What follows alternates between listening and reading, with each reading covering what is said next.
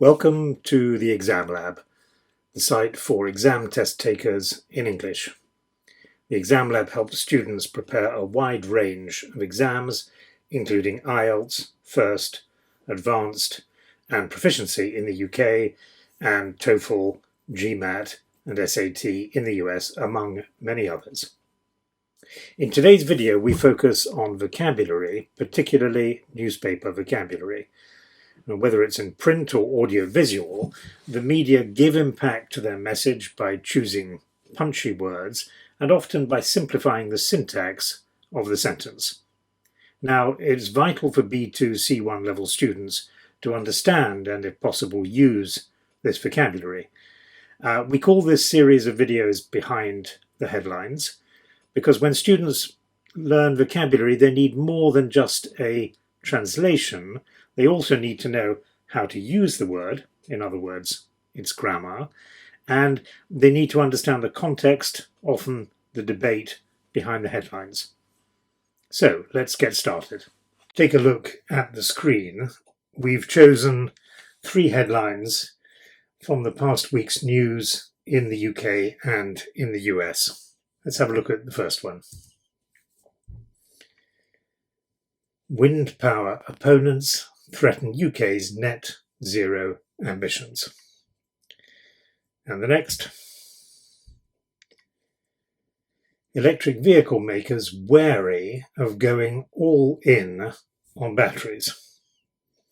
And then finally, China set to overhaul law on women's rights. Really? Let's get into the first sentence. And you'll see that the first sentence as the headline is missing a necessary grammatical word, the word the. So the correct sentence would be that wind power opponents threaten the UK's net zero ambitions. If you have seen our previous video on the use of the with initials, you'll know that the UK, the US, when they are nouns, they must have the word the. So why did the headline writer not include it? And the answer is to save space. The headline writer knows that all of the readers understand we say the UK, so when you speak it, you correct it, you put it in the correct longer form, and students must use the correct syntax when they write. They cannot, unfortunately, use the simplified newspaper syntax. So we're talking about the UK's climate ambitions becoming carbon neutral. And we can see that we have the verb here to threaten. So here's the subject, wind power opponents. Here is the object, the UK's climate ambitions. And here is the verb to threaten. So let's start there. So if you threaten something, you promise that a bad thing will happen. You promise a bad result. Very important verb, good to know the grammar of the verb. You threaten somebody with something. Here's an example. The firm threatened the strikers with dismissal. The company promised that the protesters, that the workers would lose their job if they didn't return to work. You can threaten with the infinitive, you can threaten to do something. So it's an important verb. So this group of people are a risk, a danger to the UK's climate ambitions. And who are this group of people? Well, they are opponents. They are against something. In sport, your opponent in tennis would be the other player.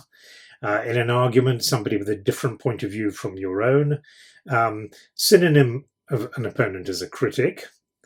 And the antonym, the opposite of an opponent, is a proponent, somebody who recommends an idea or a plan. Synonym, an advocate. So these people are against wind power. And what exactly is wind power? So wind power belongs to the family of what we call renewable energy sources or alternative energy sources. here is wave, that's under the sea. Solar, the sun. Hydro is water. Biomass is materials, natural materials, which could be fermented to produce energy. Nuclear is considered part of the alternative energy source family, and all of these are contrasted with fossil fuels, the non-renewable fuels, such as coal, gas, or oil. So here's the question: why, if wind power is natural, it's a renewable energy source, why would some people be against it? Why would they oppose it? And there seem to be three main reasons. Perhaps they don't like the damage which is done to wildlife, to birds. They think that wind turbines, whether at sea or on land, kill birds, and they are therefore against them. Another group of people say they do not look very attractive. So that's an aesthetic argument. You don't like the look of wind turbines. And finally, if you have ever been near a wind turbine, you'll know that they make quite a lot of noise. So that would be another argument against them. Wind turbines cause noise pollution. So whatever the reason, here are people who perhaps they support natural renewable energy, but they don't like wind turbine power because of one of these reasons. And if they are able to stop the development, the expansion of wind turbines, then that could be a danger for the UK's net zero climate ambitions. Here's the second one. Electric vehicle makers, and see, I have to add the word are, again, not necessary as a headline, but necessary when you write in English. So they are wary of going all in on batteries. Now, we know that electric vehicle makers, Tesla in America is a famous example, right? So we know who they are. What is their problem? They are wary of going all in on batteries. Right, to be wary, so it needs the verb to be. Okay, you are wary, he is wary of something. It means that you're careful or you are aware of the danger. So if you're wary of, it's followed by a noun. The dog is wary of strangers, suspicious, aware of the danger. No connection with the word weary, different pronunciation and different meaning. Weary, tired, exhausted, but not here. No, here we're saying that they're aware of the danger, the risk of going all in on batteries. So what we have here to go all in comes from the card game of poker. You have perhaps seen films where one of the players in poker takes all of their money, all of their chips, and pushes them into the middle of the table. They go all in, they bet all of their money on one result. So are we talking about card games here? Well, of course we're not. We're talking about electric vehicle makers. So what we have is we have an image. It is figurative speech. And what it means figuratively is that you commit all of your resources to one plan. So what the headline tells us is that electric vehicle makers, people who make electric cars, are aware of the danger of only choosing battery, of putting all of their resources into battery production. So why might that be a problem? And we'll find that there are, again, several different possible objections to that. And we call electric vehicles EVs very often. So first question is, are they really that green? Electric vehicles need batteries, batteries need electricity. Where does the electricity come from? Was the electricity generated in a clean way, or was it generated in a dirty way from a power station which is running oil or gas? Another problem, BMW said, yes, we will make electric vehicles. They make many electric vehicles. But they said, be careful, because how affordable are they? Can everybody afford to buy them? Do they have the money to buy these cars? They are typically very expensive. So they're good for a small part of the market, but perhaps not for everybody.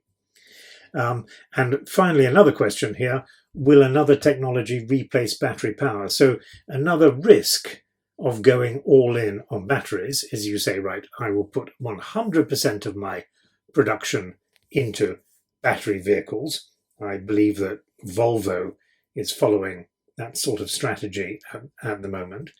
But what happens if a superior technology, I don't know, perhaps hydrogen, something completely different, comes along and replaces battery? So you've stopped making traditional cars, diesel or petrol. You have put all of your factory, all of your money, all of your research into battery, but then a better technology comes along. So that's why some electric vehicle makers are aware of the danger. They are not going to go 100% on battery. Yes, they'll go to electric vehicles, but not completely. Finally, we come to C. China is set to overhaul the law on women's rights. Really? And you'll see here I've had to add two words. I've had to add is, and I've had to add the. So this is very typical of a headline. We take out the words which everybody knows just to concentrate on the words that they don't know. Now, this is a very important one. Let's take a look at it. To be set to means you are ready to do something. You are on the point of doing something. So we're talking about the future. This has not yet happened, but it's going to happen soon. Look at my example. This young actor is set to be a Hollywood star. Not yet a Hollywood star, but the actor is very promising and in the future will become a Hollywood star. In the UK, when we have a race, a running race, we typically say, on your marks, get set. That means get ready, go. How will you translate this phrase to be set to do something? Well, sometimes just the future tense will do. China will overhaul. That's okay. Or if you have a possibility like this, China is about to, China is on the point of overhauling the law. And what is China on the point of doing? Well, to overhaul is another image, another piece of figurative language. The first meaning of to overhaul is you check and repair. We use it for cars. We use it for engines, mechanical devices. So that is its first meaning. But here's the second meaning. We use to overhaul for a law, for a policy, for a plan. And in this second meaning, we are talking about the idea of a reform, an update, some kind of change. So China is on the point of changing the law on women's rights. Just a quick word on the pronunciation there. You'll hear that I pronounced it women's rights. So a difficult word to pronounce because in the singular, one woman, but in the plural, two women. So both sounds change. Woman, singular, women, plural. Both the same sound here and here, women. Here we use it, women's rights. We've got the people, the rights of women, the plural group. You will find it also used with an adjective, human rights, animal rights, gay rights, etc. Fine, so China is on the point of changing the law on women's rights. And then that's really quite strange. This is the New York Times, which says, really. Not a normal headline, this. This is the New York Times saying, is this really going to happen? Do we believe it? This is an announcement by China, and the New York Times seems to be doubtful that it's really going to happen. Does the paper believe that China will change the law? Probably not. The paper probably believes China will not change the law. And if you want an example of this, there's a controversy at the moment in the newspapers. A female Chinese tennis player, Peng Shuai, and she accuses a senior government official of sexually attacking her. And so that story is currently playing in the press. Good. So quite a few things happening when we look at a headline. We see that the headline, the newspaper, does not include all of the necessary syntax. But again, you must include the syntax when you write the verb to be, the definite article, etc. They like to use some of these verbs which indicate things which are going to happen. The paper is announcing something in the future. And there's a lot of very important vocabulary which we have here: to overhaul, to threaten, etc. So lots to pick up, and we will be returning to headlines frequently to help you improve your knowledge of what the newspapers say and how they say it. To receive more English language videos from the Exam Lab, just click subscribe.